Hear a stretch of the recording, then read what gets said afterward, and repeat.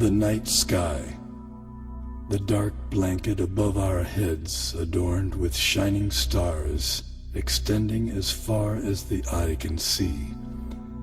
One of the most appealing and mystifying of all sights. The beauty and the majesty of the universe have inspired awe and reverence in the best brains throughout history.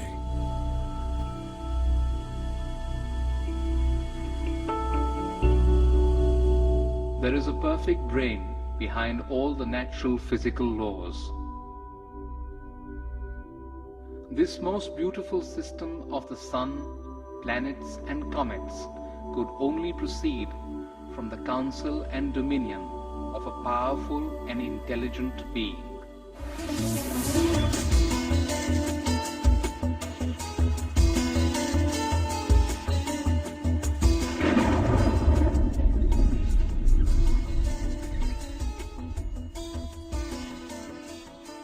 Please describe the symptoms of this manifest world. What is its background? How is it created? How is it conserved? And under whose control is all this being done? Many millennia ago, an advanced civilization revealed the mystery of the origin and nature of the cosmos. The term Vedic refers to the civilization of ancient India.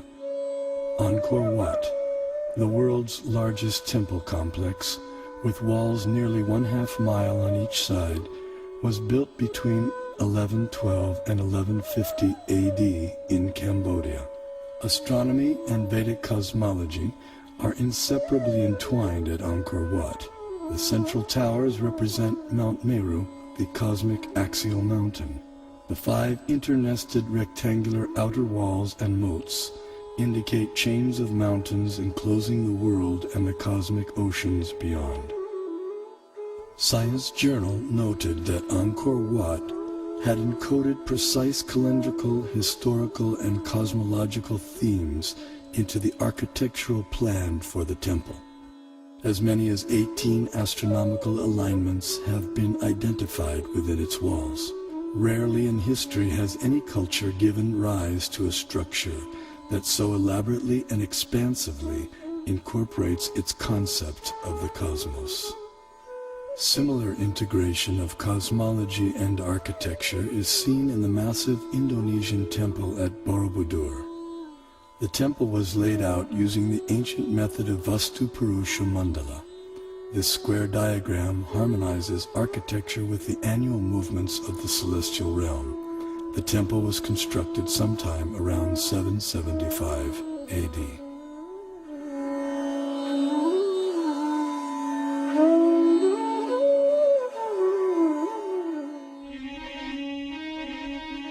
His Divine Grace A.C. Bhaktivedanta Swami, also known as Srila Prabhupada, author of 84 books on Vedic knowledge and founder of the International Society for Krishna Consciousness and the Bhaktivedanta Institute. He desired to erect the world's largest planetarium depicting Vedic cosmology through modern technology. He hoped that this gigantic virtual 3D animated model would give the contemporary world access to the Vedic cosmos.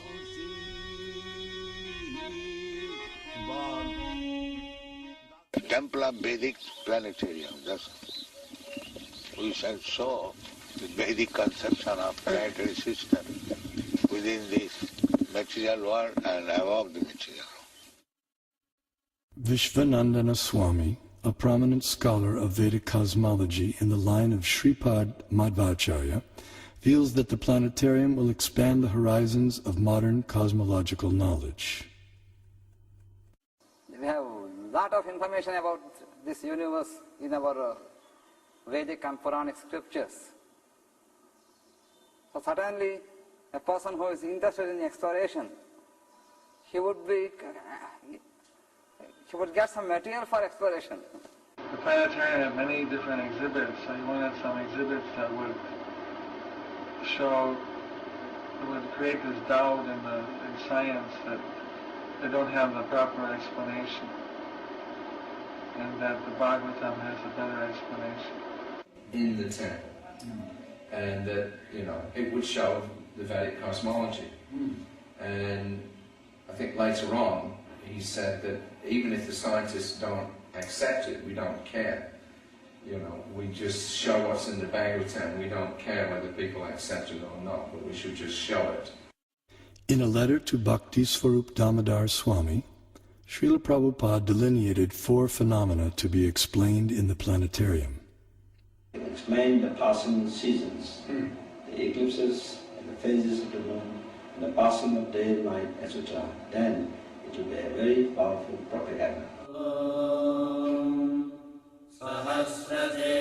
The literature of that period contains a wealth of cosmological knowledge encoded in Sanskrit, arguably the world's oldest language. This knowledge has the potential to enrich our understanding of the cosmos we live in.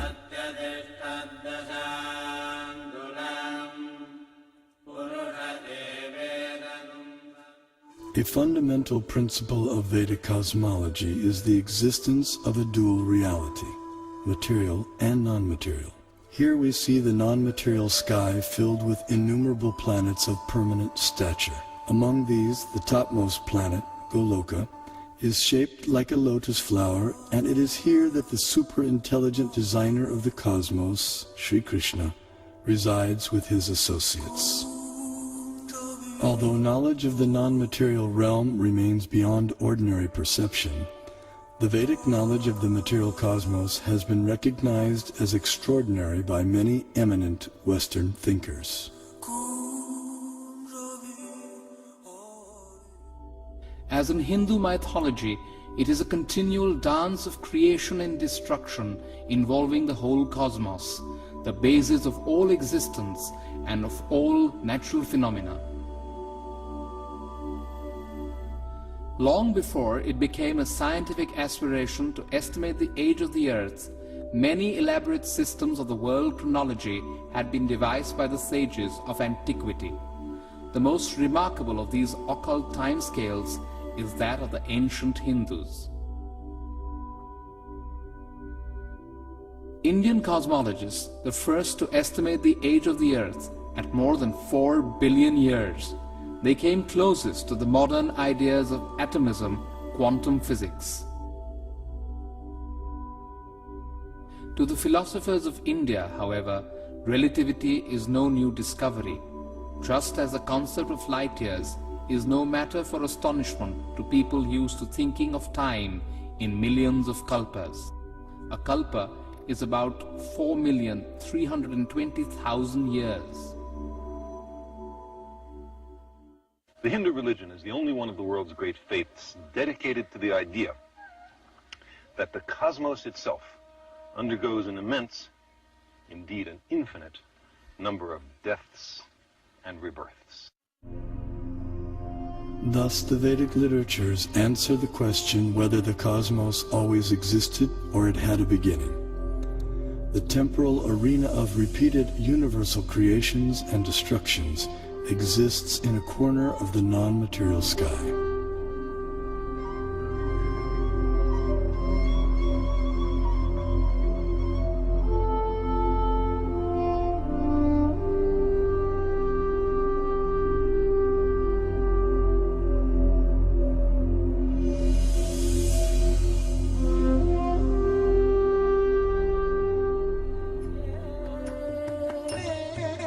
This material nature, which is one of my energies, is working under my direction, O son of Kunti, producing all moving and non-moving beings.